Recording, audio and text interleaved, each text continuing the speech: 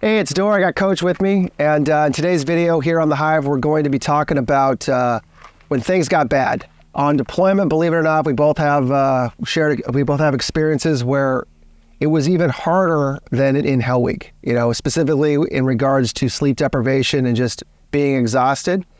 We want to get into that, but before, I just want to take a second and thank the sponsor of today's video, which is DryFireMag.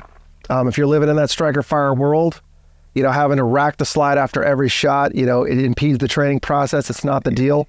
We both come from that double to single action world, working the SIG 226 primarily. But when our last job, they finally made the decision to switch over to striker fire. We were in charge of training at different levels, but those DryFireMags were a must. And honestly, I'm a big fan of them. If we weren't a big fan of them, we wouldn't be recommending them. So, check them out in the description below. We'd also like to thank our other sponsors that bring us, this content to you free of charge. That is CCW Safe, Laser Ammo, and Vetter Holsters.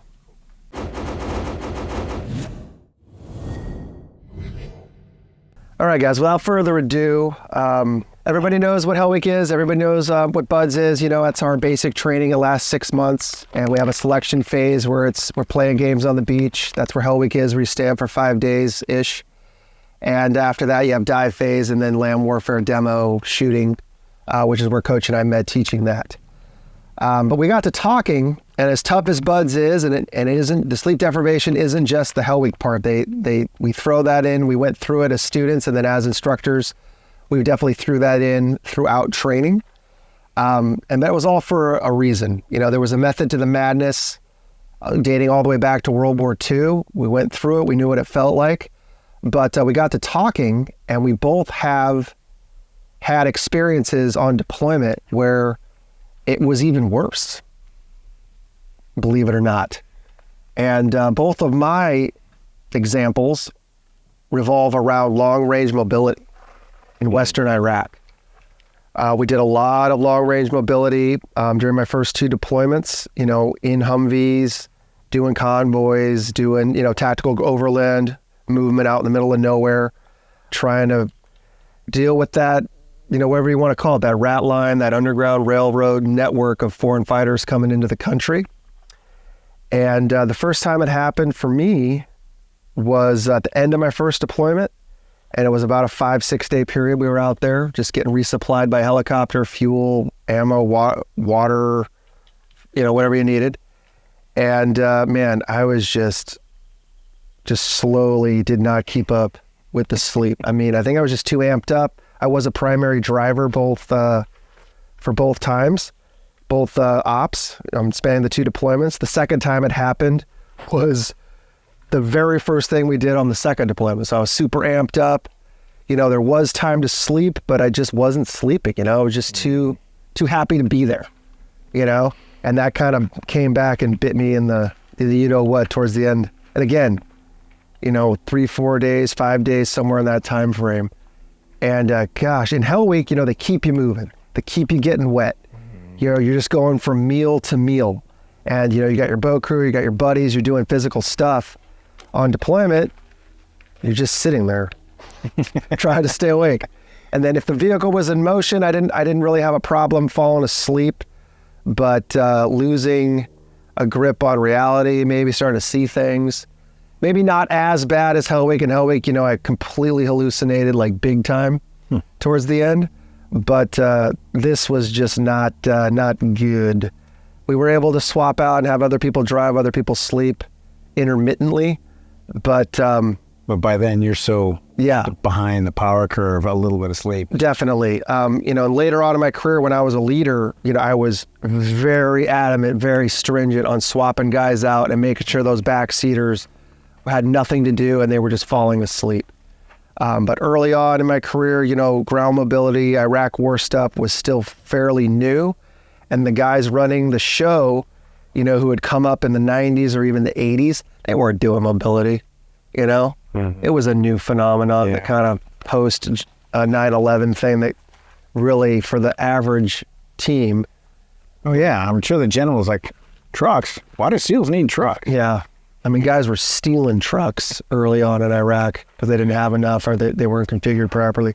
But anyway, you know, it was worse. You know, everybody's counting on you. You can't fall asleep while you're driving. And man, it took every ounce of my being, every bit of my training, every trick in the book I learned during Buzz to stay awake, stay alert, and not have an issue or an incident. And I was able to pull it off, I guess, well enough. Nobody died. I didn't destroy any vehicles. Yeah. Maybe I damaged a few on the you know, here or there. Definitely in training I did. But like you just said, you know, the tricks that you learn to keep yourself awake during training, that's what you were using right then. The other thing about this is in training, you've got instructors who are not sleep deprived, who are there to make sure you don't do stupid stuff. In real life, you're in there with everybody, and everybody's, you know, as sleep deprived as everybody else. I never got to hallucinate during Hell Week. Oh, I did. I was looking forward to it. I was like, oh yeah, everybody talks about that. Not one. I got about 45 minutes of sleep on Thursday night. That was the only sleep I got that whole week. I lost my my socks at the Steel Pier on Sunday night, and I didn't get a new pair till Wednesday. So all my toenails turned black and fell off. It was just miserable. Maybe that's what was keeping me up. But anyway, so Hell Week was tough. It's designed to be that way. And you think how, you know, most situations in life after that go, well, it wasn't as bad as Hell Week. The hell, you know, the chafing, discomfort, and lack of sleep, and just the bitter cold. And then when we did our Iraq invasion, we were the HVT guys, the high value target, you know, that deck of cards. So every sighting, every little thing that came down, that was us. We were on it. Day, night, it didn't matter. And it got to the point where about the fourth day of just continuous opping. You know, you're trying to catch little cat naps here and there. I got in the habit of having, there was stuff that you used to be able to get called Rip Fuel. It's outlawed now. But it was kind of like an energy drink, but in a pill. And I'd have a couple of those in a sleeve pocket. If I started just to nod off, boy, you throw one of those suckers in there.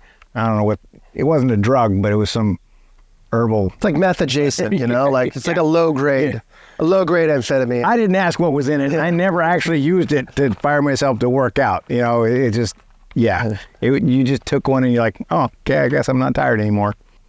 But yeah, so we were just up and moving all that time. And I remember one specific incident. We were doing a deconfliction with the Marines that own the area. So we were all, you know, the head shed was up there talking to the Marines, and my guys are sitting in the back of this Humvee, little armored, you know, rails, waiting for the call so we could move in and grab this guy. And a firefight broke out, and it was, I don't know, a couple blocks away. But while we were sitting there, we'd been like, you know, kind of dozing. Just like in that comfy spot where you're just floating, just getting ready, you know, you're awake, but you're like, okay. And everybody's doing this. The firefight broke out, and we just kept, okay, it's a couple blocks away still. We're good. And it started getting closer. And then we saw, you know, tracers down the street. I'm like, all right, guys, let's, you know, and we just kind of, you know, gently got everybody in position and got ready to make contact. It turned out it was a local squabble. They weren't interested in us. But right in that moment, it was like, okay, had they been interested in us, it could have turned bad. But yeah, that sleep deprivation, it becomes kind of a cultural thing, right? It was like, we expect you to just go without sleep and still make good decisions. And that's really not that possible. I mean, you know, you can get away with it for a certain amount of time, but you know, the more people look into sleep and sleep deprivation, dude, get some sleep. Even a quick 20-minute, you know, cat nap. Right before my last op over in Iraq, you kind of get little noises. You know, you knew that something was coming up, and I was like, we're probably going out. So I just put all my crap on, slipped under my rack, and went to sleep for 20 minutes. And Like, okay, we're going, load the Humvees. I'm like, roger that. And I was fresh enough. And it felt pretty good. So, you know, sleep deprivation, definitely do it. Figure out what you can, you know, push those limits. Mm-hmm. But then whenever possible, when it counts, man, go into it with a, you know, a fresh little, even a 20-minute power nap. Mm-hmm. Yeah, try to manage your time. And then again, you know, if you're in that leadership role, you know, that should definitely be something that you're thinking about, you know, because the younger guys like us, who are more worried about doing the job and, you know, fairly new at actual combat operations, you know, you're jazzed up, you're amped up. It's hard to slow down. I remember that even in Hoek, you know, guys were having a hard time before it started, you know, in the tents and in the classroom before I couldn't sleep. Yeah. On Sunday night. I did. I'm good at it. I just got to get to sleep and I can stay there. But yeah, I mean, we definitely, those are some examples of, you know, because you never thought it could be possible to make things worse on you, you know, at a team on an actual deployment than it was in training, you know, but we both, you know, we're talking about it and it both revolved around sleep deprivation and just kind of being caught up in the moment. So if you find yourself, you know, going into a situation like that where you might have a hard time relaxing or you might be too target focused on what it is you're there to do or about to do or prepping to do or standing by, staging to do, you know, man, sleep when you can, eat when you can, hydrate, stretch, and just try to make yourself as better and ready and able as possible. Because once it starts, you might not get the chance. Yeah. Yep. You know, and if there's something, you know, pressing, you know, you're in a firefight, you're actually marching, you're doing something physical to where you can't relax, that can kind of be a blessing in disguise, you know, not that I'm ever going to condone, you know, or say being shot at's a good thing, but it does wake you up. It wakes you up, you know, it definitely wakes you up, but it's those, again, for me, it was that long range mobility and the staging and the waiting and the stop, go, you know, it just took it out of me. And I wish I'd known then what I knew now, or what I should have known then, because they probably told me, but I was just unable to calm down, you know, and take the break when I had the chance. But once you figure that out, man, once you get on deployment, you can just, anybody, I mean, you just lay down on the ground and sleep right here if you had to. Yeah, my wife's still amazed at where I can sleep. Yeah. And when. You know, it's all about just being able to relax. Mm-hmm. My body will shut down. Yeah. But anyway, we thought we'd share that with you. You know, we were just kind of rapping about it earlier. You know, we never deployed together. We met as BUD/S instructors. It's just interesting. You know, we had different teams, different times, different deployments, but, you know, just a lot of these same experiences. You know, not only in training coming up, but, you know, in the end result on deployment as well. And we thought we'd share that with you guys. You know, if you have stuff they share in the war room, right? Yes. You know, this is more of a war room type video that we're putting out. War room is our a private community we have online. You can check it out in the description below. It's not open to the public as of yet, but we are ramping things up, getting ready for we have a waiting list, and we're going to open it up and start letting people in. And you know, it's where things are ramping up in there. We do a lot of Zoom meetings and have you know, it's an easy way to connect with subject matter experts, you know, Coach here, as well as Dutch and Dave and all those guys. We've got some other people involved as well. And it's cool. You know, you can ask questions, you know, get specific advice or whatever you want directly from whoever you want.